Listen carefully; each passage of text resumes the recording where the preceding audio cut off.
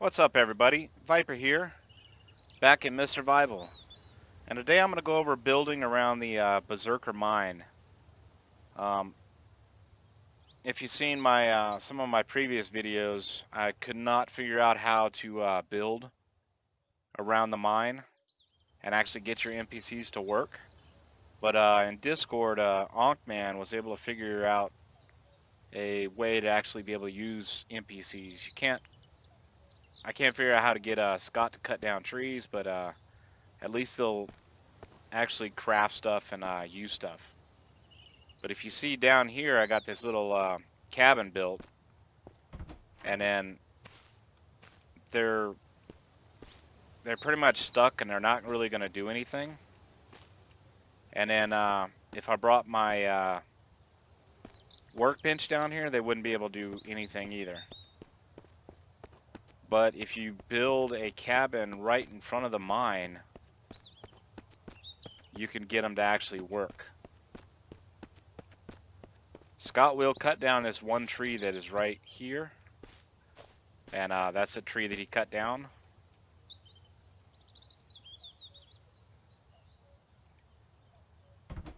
So now they'll come out and they'll actually move around. But you got to place this your workbenches in a you only have a little bit of area where you can actually use stuff. Let's see if it's right here. Let's try. This is probably too far. So I'm going to assign Scott, and immediately can't use him. So I'm going to put it back a little bit. Try him again. Nope. Move it back a little bit farther. And nope. Let's go back a little bit more.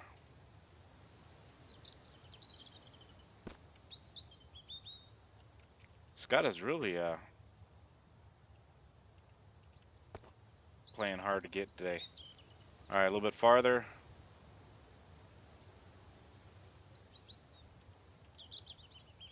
Nope. Alright, one more.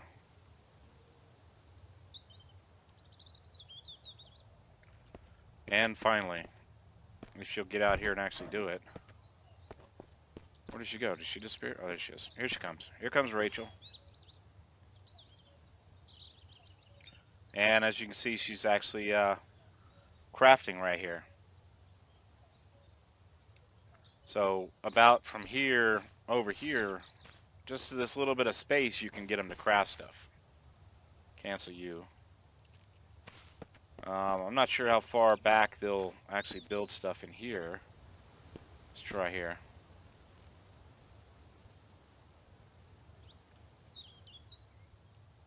Oh, they might actually work here too. Yeah, it looks like she'll be able to work there, but I don't want to have her work there because there's not much space. Alright, so I'm just going to put it right here for now. Damn it.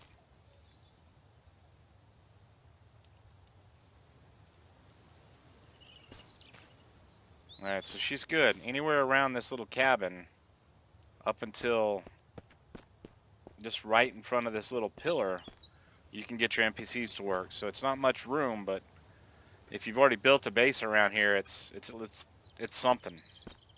You're just going to have to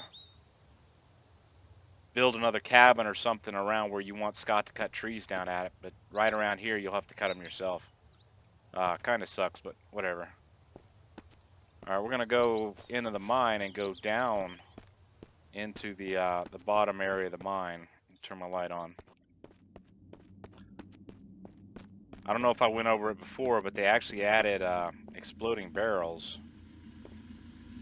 And they will kill you if you shoot them up close, so make sure you are far enough away from them.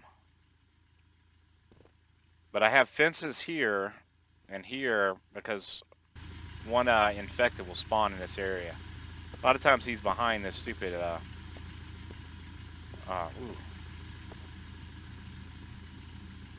Well, looks like you can get out of the map here. I didn't realize that.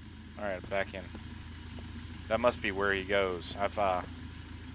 I've exploded that barrel and then he disappears on me, so I'm not sure. He probably goes back in that little space. So I have this little fences set up so I can safely get down here with the infected, because there'll be 2 that spawns in this area, and then 1 that'll spawn right on the other side of this fence.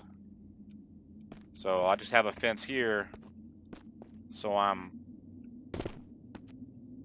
safe when I come down here and I kill those other 2 dudes at the other fence, and then I'll kill this guy, and then just come over here. And then when I'm coming back from this side, the other side, the guy will be safely behind this fence here. And then I'll have 2 more that way and then 1 more. So when I go to the Beserker room, you really don't even need to fight the Beserker that much unless you want these nodes in here. And I just went ahead and fenced off him in this area right here. I've seen people just put a cabin right there, and that'll lock him in the cabin, making it a whole lot easier to mine these nodes. But this works just fine for me. And these barrels are pretty much useless against a Beserker. Oh, dude, come on. All it does is it fills up his pissed off meter and hardly does any damage. I mean, that's more than halfway, so 2 or 3 barrels it's gonna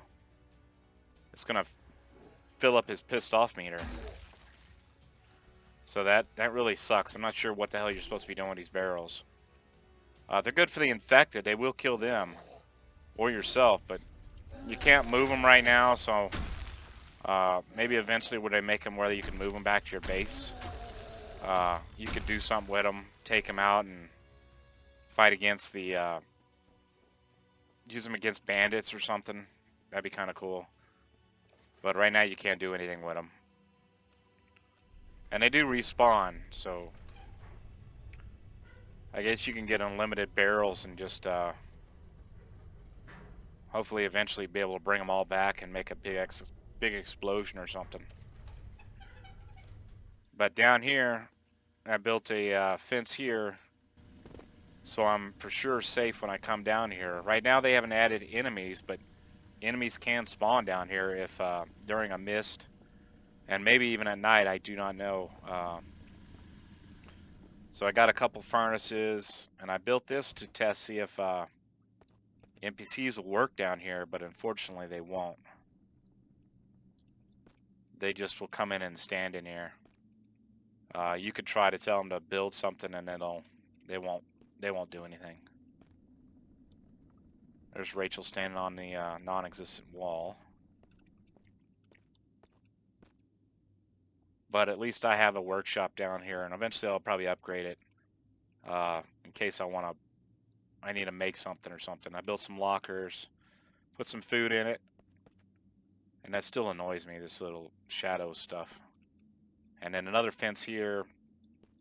In case they do spawn down here, I had it where a fence will open so I can move out any dead infected. And if you've been down here during the night, this place gets so dark. So I went ahead and built a generator down here and put a bunch of lights. So I got, I don't know, 6, 7, 8, 9, 10 lights or something. Eventually I might build something so it's easier to get up to this thing, but I've gotten pretty good at getting down there. Got a couple lights up here flashing down there, and then 1 for this ore node. I haven't seen any back that way, so I didn't bother putting lights back there. But there's a decent amount of ore nodes here and down here, and you can save down here.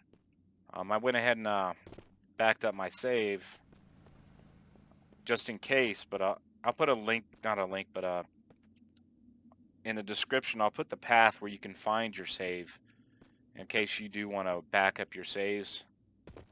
Because people have had problems with their saves getting corrupted or falling through the map and their saves be useless.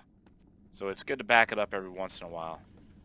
But you can save down here. I usually make sure I save somewhere where I'm not obstructed by anything. And then just go into save.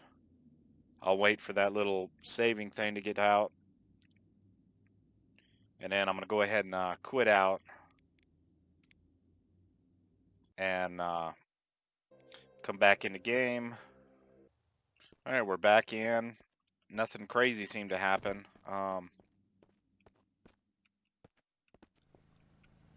And the ore node should respawn, but let's go ahead and check that real quick.